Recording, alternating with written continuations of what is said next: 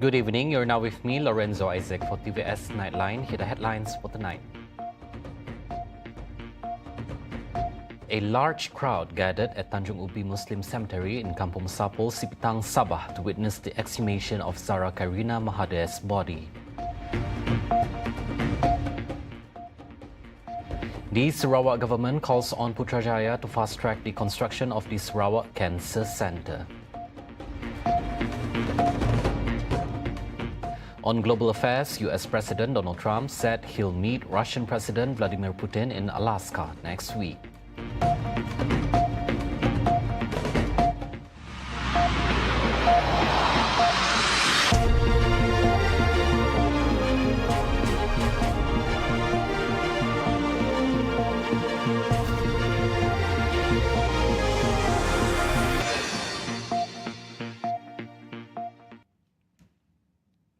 Despite heavy rain, a large crowd gathered at the Tanjung Ubi Muslim Cemetery in Kampung Sapul, Sipitang, Sabah to witness the exhumation of Zara Qairina's body this evening.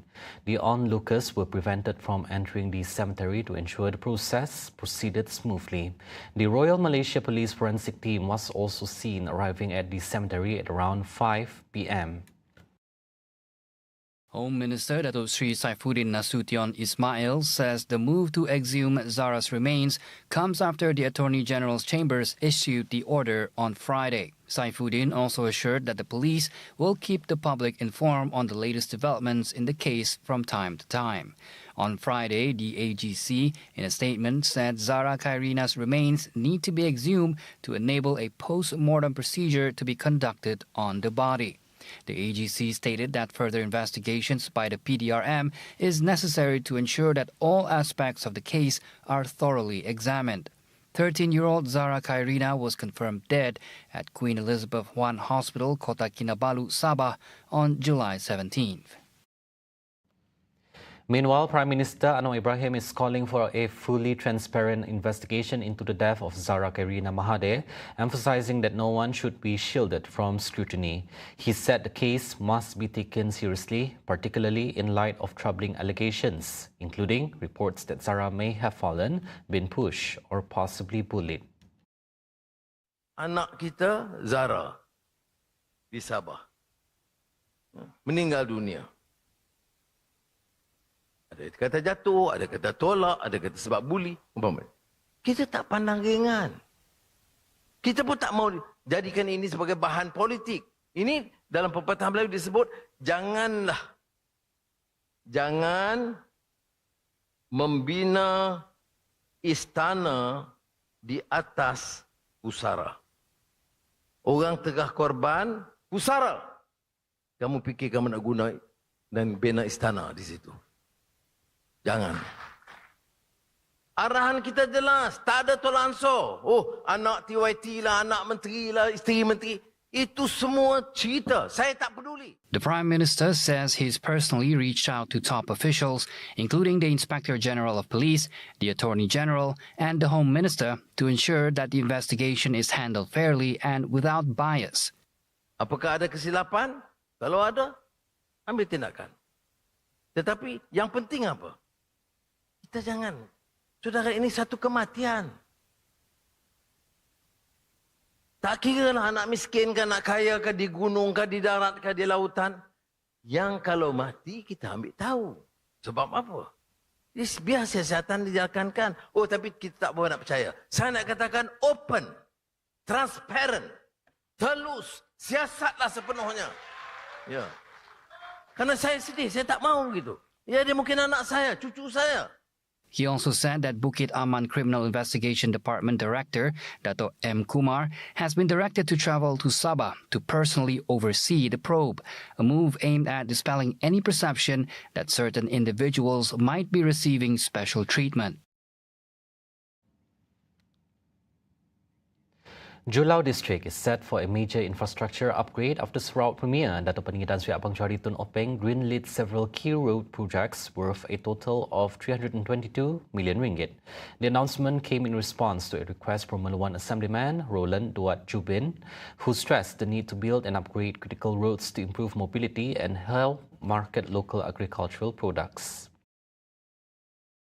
The projects include the proposed upgrade of Nangalasi, Balut and Suchong roads worth 92 million ringgit, the construction of Lijan Road worth 80 million, and the construction of Nanga Entai Road, Rumah Sang Anak Lasa, Kemale and other branch roads worth 150 million ringgit. Jadi hadiah hari jadi sayangan kita ialah 3 buah jambatan tu semuanya berharga 322 juta. Ini akan meningkatkan prasarana di kawasan itu. He also stressed the importance of linking rural communities with new roads and bridges, calling them key drivers of development, especially in areas crisscrossed by rivers. In a separate development, the Premier also voiced his support for a proposed 5.9-kilometer road linking Ulu Entabay Meluan in Julo to Ulu Peneba Layar in Betong. Abang Johari says the new route would give residents a direct connection to Betong and from there to Kuching, cutting travel time to just 2.5 hours. Kita datang Kuching lebih kurang 2 jam setengah. Dari situ Kuching 2 jam setengah, nyamol remote area. Meluan dah part of Kuching dah. Jadi bermakna adik kakak kita di Meluan, rumah panjang kita datang Kuching 2 jam. 2 jam setengah datang Kuching. Orang kampung kata aho-aho di Kuching. Boleh balik lagi ke Meluan within 1 day. Maknanya kawasan tu membuka, pasaran buka, produk kita dapat dijual dan diekspor. Bukan saja di Serikir termasuk Kuching.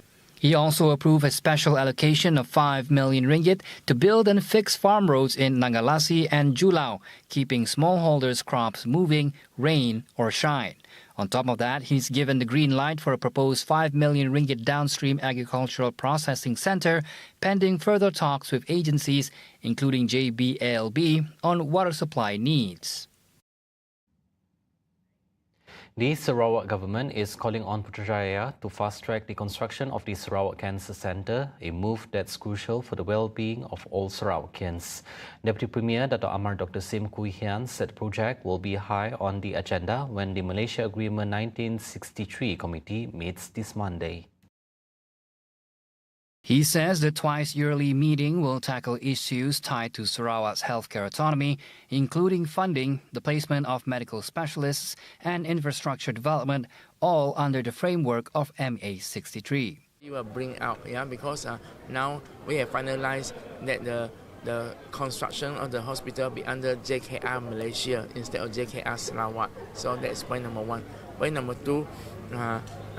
Yesterday I had a meeting with JKNS. They said that they have finalized everything. That because of how you build a hospital, you need to ask the end user what are the things that you want to do.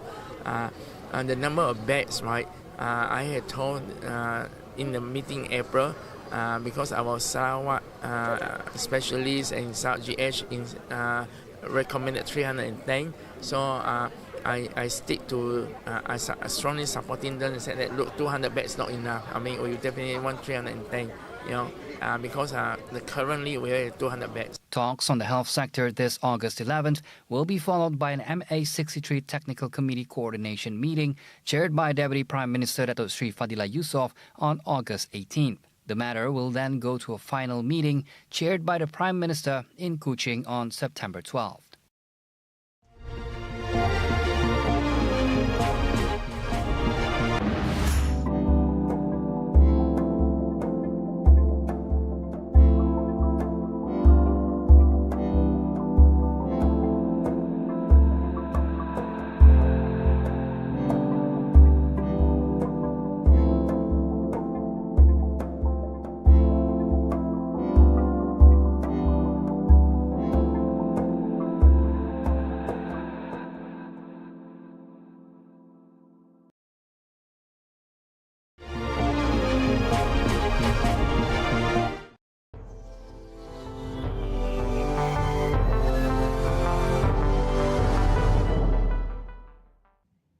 On to world news. U.S. President Donald Trump said he'll meet Russian President Vladimir Putin in Alaska next week. The Kremlin has confirmed the summit, calling the location quite logical. Donald Trump then hints that a possible peace deal between Russia and Ukraine could include a territorial swap. With, a lot of Russians have died, a lot of Ukrainians have died. So we're looking at that, but we're actually looking to get some back and some swapping. It's complicated. It's actually nothing easy. It's very complicated, but we're going to get some back. We're going to get some switched. There'll be some swapping of territories to the betterment of both. And but we'll be talking about that either later or tomorrow or whatever. On Friday, Putin met with leaders of China and India ahead of his summit with Trump, who in his first months in office has been pushing for a Ukraine peace deal but has yet to make a breakthrough. 3 rounds of negotiations between Russia and Ukraine have failed to bear fruit, and it remains unclear whether a summit would bring peace any closer. At talks in Istanbul last month, Russian negotiators outlined hardline territorial demands for halting its advance. They called for Kiev to withdraw from some territory it controls and to renounce Western military support. The Alaska summit would be the first between sitting U.S. and Russian presidents since Joe Biden met Putin in Geneva in June 2021. Nations around the world condemn Israel's plan to seize control of Gaza City, saying it would only worsen the conflict and lead to more bloodshed. The U.S. has not overtly reacted to Israel's latest announcement. President Donald Trump said on Tuesday he was focused on increasing humanitarian aid into Gaza, and that quote, "As far as the rest of it, that's going to be pretty much up to Israel."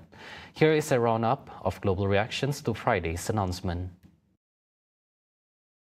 Permanent observer of the State of Palestine to the United Nations, Riyad Mansour, denounces Israel's military plan to occupy Gaza City as crazy and vicious.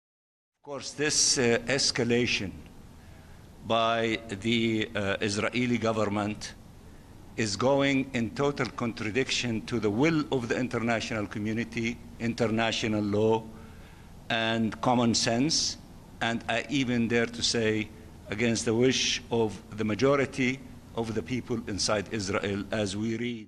The UN Secretary General's office said it is gravely alarmed by Israel's decision. The Secretary General is gravely alarmed by the decision of the Israeli government to take control of Gaza City. The decision marks a dangerous escalation and risks deepening the already catastrophic consequences for millions of Palestinians. It could further endanger more lives, including the lives of the remaining hostages. Meanwhile, European Council Chief Antonio Costa criticized Israel's takeover plans, warning such a decision must have consequences for EU-Israel ties. Posting on X, he said the situation in Gaza remains dramatic and the decision by the Israeli government will only further worsen it. The UK, France and Canada said the move would violate international law and reaffirm their intention to recognize Palestine as a state at the UN General Assembly next month. See the world closer with TVS as we bring you the latest news updates both locally and internationally. For more headlines anytime, anywhere, just head on to our official website at tvsarawak.my or follow us on our social media platforms at TV Sarawak. Those were the updates on TVS Nightline. I'm Lorenzo Isaac. Thank you for watching and have a good night.